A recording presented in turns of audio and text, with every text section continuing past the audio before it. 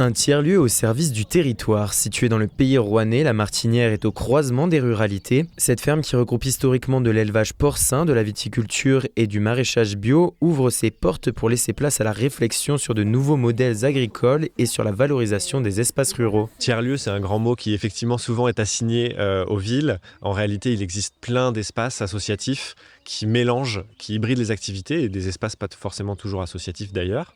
Là, nous, on a ramené ce mot à un moment donné où il nous semblait important de souligner que la ferme, elle n'avait jamais été que un lieu de production agricole et que politiquement, il était aussi important de souligner qu'une ferme, c'est un lieu de vie. Notre but, c'est de trouver des terrains de rencontre. Là où il peut y avoir des fois de l'animosité, on va dire, entre les différentes perceptions de la campagne, celles et ceux qui y vivent et celles et ceux qui y passent uniquement. On a envie de pouvoir créer un espace favorable à la rencontre autour notamment de questions d'écologie, d'alimentation par exemple. Ouvert d'avril à novembre, les visiteurs sont une nouvelle fois nombreux pour cette nouvelle saison. On a 2 personnes qui vivent là à l'année, Françoise et François, qui du coup sont vraiment les historiques de la ferme. Et on a en programmation et alentour différents collectifs qui gravitent. Par exemple pour les jardins, une quinzaine de personnes. Pour l'organisation à l'année, 2 à 3 personnes en plus. On va être, on va dire, un collectif de 5-6 personnes qui font vraiment la programmation de l'année. Et selon les événements, 80 à 200 personnes qui passent. La formation soudure, c'est par exemple une dizaine de personnes. Dans le cadre d'un appel à projet Fab Lab solidaire de la Fondation Orange, la Martinière bénéficie pour la seconde fois du soutien financier pour leur projet pour l'habitat sobre et écologique. Oui, c'est ce qu'on recherche. Alors on soutient en Auvergne-Rhône-Alpes, on avait démarré avec des tiers-lieux solidaires, des Fab Labs solidaires, et ici on a été un des premiers, et ce qui était recherché dans celui-ci, c'est pour ça qu'il a été retenu sur l'appel à projet au niveau national, c'était tout ce qui touche aux questions de l'environnement, de l'écologie, et il est situé en milieu rural. Et c'est aussi des axes que l'on recherche. Ce n'est pas uniquement des projets basés à Lyon centre-ville, Grenoble centre-ville ou Clermont centre-ville. C'est aussi de mailler sur le territoire des projets intéressants et de les soutenir pour les faire grandir. Soirées débats, conférences, journées immersion et activités de production. Le programme de cette année est déjà bien chargé. La nouvelle saison est désormais lancée. Dans le Trièves, au pied du Vercors, à Sinard, un lieu offre une alternative à la prison. Dans ce CEF, centre d'éducation fermé, il y a la place pour 12 mineurs qui ont commis délits ou crimes. Ils y restent entre 6 et 12 mois. Ce qu'on travaille principalement, c'est bien évidemment à la réinsertion de ces jeunes-là et à la prévention de la récidive. Donc on a une équipe pluridisciplinaire, donc psychologues, infirmières, bien évidemment éducateurs, techniques, sportifs, culturels, maîtresses de maison, des surveillants de nuit. On est ouvert toute l'année, 24 heures sur 24, on ne s'arrête jamais. Au planning de la journée, toutes sortes d'activités. Des cours en classe, du sport, mais aussi des activités techniques comme à l'atelier bois, un atelier qui rassemble plusieurs objectifs. C'est quelque chose qui leur permet de reprendre confiance en eux, d'être valorisés. Et chaque fois qu'ils font un truc, en général, on signe le nom du jeune, la date dans un petit coin de l'objet et ils savent que ça c'est moi qui l'ai fait et souvent ils vont le montrer aux autres. Et regarde, t'as vu, là il y a mon nom sur l'objet. Et après il y a aussi le côté éducateur où justement on se retrouve en relation duel avec un jeune où là le fait d'être juste deux en tête à tête sans les autres à l'égard du groupe permet aussi de travailler d'autres points intéressants. Car la vocation du centre est de construire avec ces jeunes leur sortie, qu'ils aient un projet socio-professionnel. Comme pour ce mineur qui est pour la seconde fois au CEF. Alors qu'il devait aller à Vars, le centre a voulu le reprendre pour continuer de construire son projet. J'ai plus compris que la première fois. Parce que la première fois, je suis sorti, j'ai retraîné avec la même personne et j'ai refait les mêmes conneries.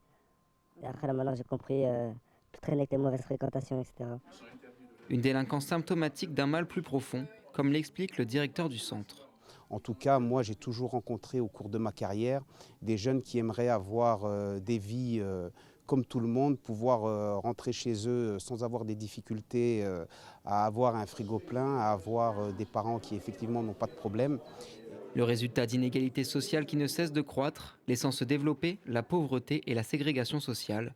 Malgré cela, les jeunes veulent s'en sortir, comme pour ce mineur qui souhaite travailler dans les espaces verts. Ce que je préfère pour moi, c'est tout ce qui est travail en nature, en extérieur. Tout ce qui va être occuper le jardin. Regardez par exemple l'herbe qui est là, c'est moi qui l'ai tondue. Tailler des haies, ou travailler avec les animaux aussi, beaucoup j'aime bien. Le centre d'éducation fermé reste une meilleure solution que le tout carcéral, de quoi donner à ces mineurs une seconde chance.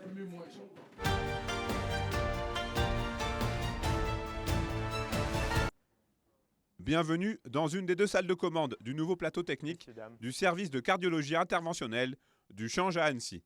C'est ici que sont coordonnées et réalisées les interventions sur les patients admis dans cette nouvelle aile de l'établissement d'une surface de 1500 m².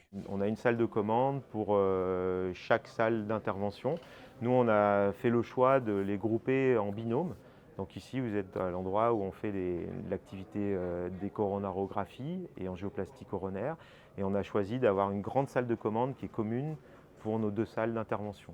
Ce qui permet de mutualiser le matériel et puis d'avoir une entraide immédiate s'il y a besoin d'une équipe qui peut aider une autre. Vous avez des vitres plombées qui permettent d'avoir un regard sur chacune des 2 salles qui sont en activité. Ce nouveau PTI pour plateau technique interventionnel a été construit sur le site même des anciennes urgences du Change.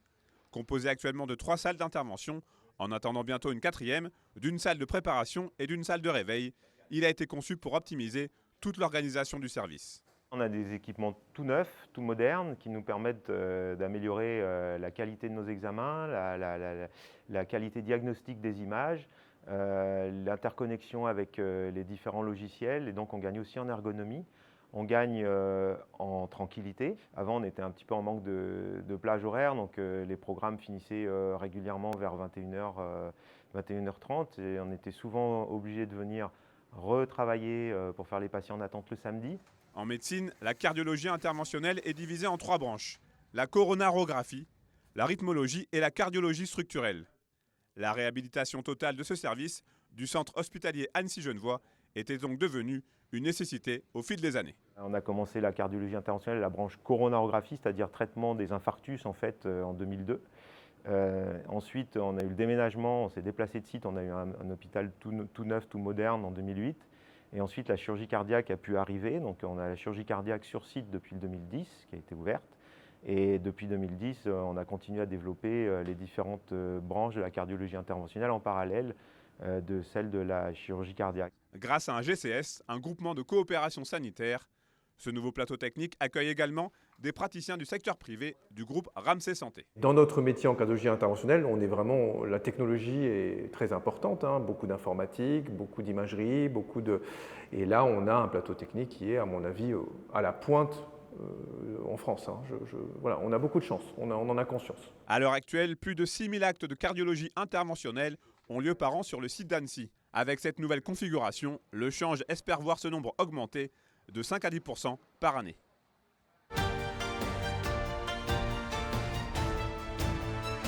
Adopter une poule, ça vous dit? Eh bien pour ça, il faut habiter à Volnavet-le-Haut. Depuis 2018, la commune donne à ses habitants 2 poules pondeuses par an. Cette fois, 27 familles sont venues récupérer leurs volatiles. Comment elle s'appelle? On a Joséphine. Ok, très bien. Voilà, Joséphine. Et elles vont vivre tranquillement dans le jardin et elles vont surtout manger nos épluchures de légumes et pondre des œufs. C'est intéressant aussi. Dans la métropole de Grenoble, un habitant jette en moyenne 60 kg de déchets organiques par an. Pour la municipalité, c'est une solution pour contribuer à la réduction de ces déchets. Des épluchures, des restes de coquillages et même de la viande, les poules peuvent avaler jusqu'à 150 kg de restes par an. On essaye de beaucoup sensibiliser notre population au tri, au compostage et également du coup avec les poules au retraitement des déchets qui soient ludiques. Mais pour les adopter, il y a quelques règles à respecter. On demande aux adoptants de les garder minimum 1 an, de leur mettre à disposition à boire, à manger, d'avoir un enclos et un lieu pour les abriter. Voilà. On est à la campagne, donc on a des fouines, on a des renards, on a des buses. On essaye de faire au mieux pour qu'elles survivent le plus longtemps possible. On est à la campagne, c'est le risque, mais voilà. Une fois, oh là, ma belle. Il y a même une fois où le renard était venu, on avait bouffé une, on en avait 4, et du coup le soir on ne retrouvait plus aucune poule. Elles étaient perchées dans les arbres pour ne pas se faire avoir par le renard après en fait. Si ces poules échappent à leur ennemi naturel, elles pourront donner à leur propriétaire 200 œufs par an pendant 2 à 3 ans.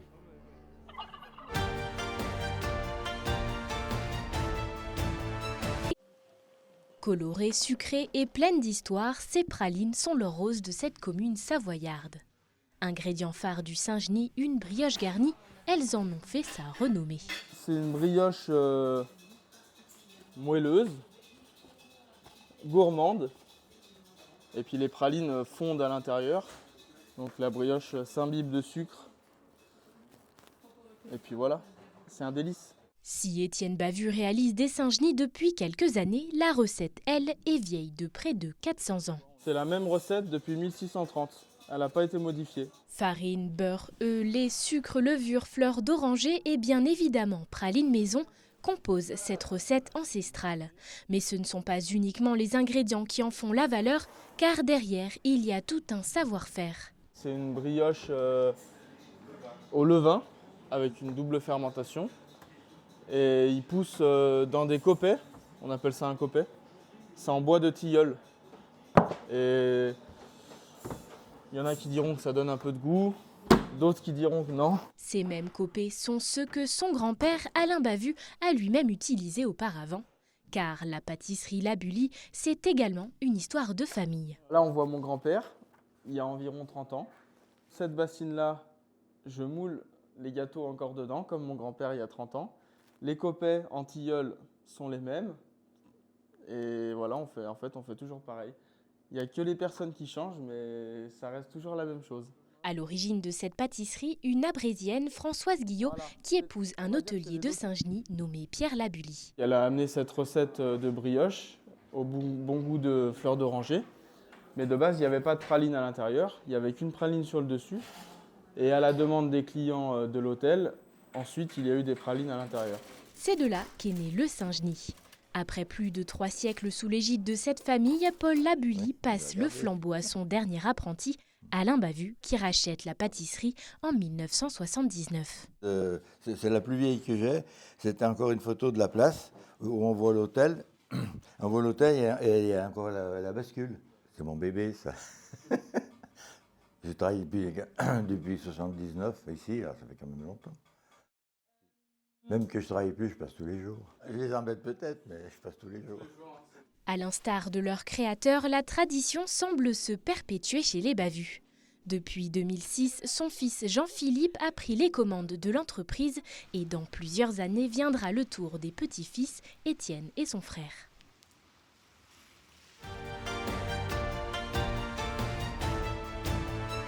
Trouver son futur professionnel en travaillant. Voici le principe de cette entreprise éphémère. Éphéméria existe depuis le 15 avril dans les locaux du CCI de Saint-Étienne. Un nom trouvé et conçu par les élèves. Ici, ce sont eux qui présentent leur entreprise aux invités, journalistes, écoles ou entreprises. On a service web, on a service communication, on a service RH, tout au fond. Et de ce côté, on a service face-à-face et call center. Moi, je fais partie de l'équipe communication. Donc là, on fait communication interne, externe. Ici, je fais plutôt design graphique et animation. Chaque associé a entre 18 et 30 ans. Il recherche une solution d'avenir, alternance, formation ou contrat. Et pour trouver des offres, c'est le travail du call center et du face-à-face, de vrais commerciaux. On va toquer aux portes directement, on va se présenter notre projet, présenter notre entreprise et demander s'ils ont éventuellement des offres disponibles au sein de leur entreprise. On récupère grâce à des fiches toutes les coordonnées des entreprises, etc. Alors elles seront en ligne sur notre site personnel qui est privé, puis proposé à l'ensemble des associés afin que chacun puisse y trouver son bonheur, trouver éventuellement sa prochaine alternance ou son prochain emploi. Les associés ont été répartis dans 5 services pour s'entraider. Certains sont déjà spécialisés dans leur domaine. En web, j'ai bien été choisi pour la simple et bonne raison que c'est quelque chose auquel je m'y connais plutôt bien. Et j'ai fait plusieurs diplômes, dont un BTS, un BTS SEO option SISR qui concerne justement tout ce qui va être réseau et informatique, système communicant, et dû à ma licence aussi, qui est en informatique. Et d'autres non, mais c'est aussi un moyen d'apprendre un métier, d'être actif ou de sociabiliser, le tout accompagné de 3 coachs pour les accompagner. Déjà, de les aider à comprendre les codes de l'entreprise, qu'on les accompagne sur leur CV, sur leurs entretiens de recrutement. On fait des simulations régulièrement d'entretien, et puis quelque part, on les fait monter aussi en compétences sur certains métiers. Je vais me dépasser un petit peu, sortir de ma zone de confort et devoir aller taper à la porte des entreprises pour présenter le concept des entreprises éphémères. Et on parle bien bien d'associés car chacun a cotisé à hauteur de 2 €, une somme qui servira à la fête de fin d'entreprise après le 28 mai 2025. Le concept est financé par la préfecture et la métropole. La cible, les jeunes issus des quartiers prioritaires.